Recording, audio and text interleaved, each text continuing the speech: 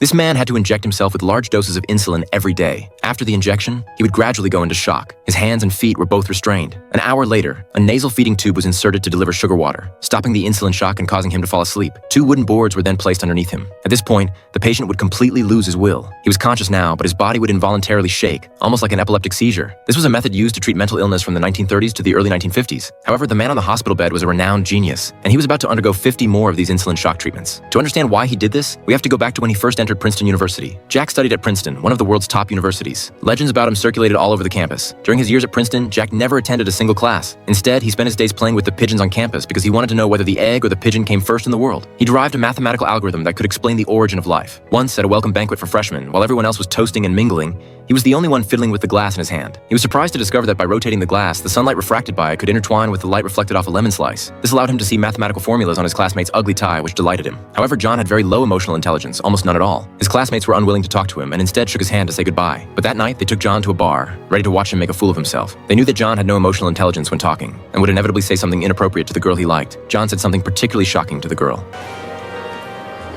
I don't exactly know what I'm required to say in order for you to have intercourse with me. But could we assume that I've said all that? I mean, essentially we're talking about fluid exchange, right? So could we just go straight to the sex?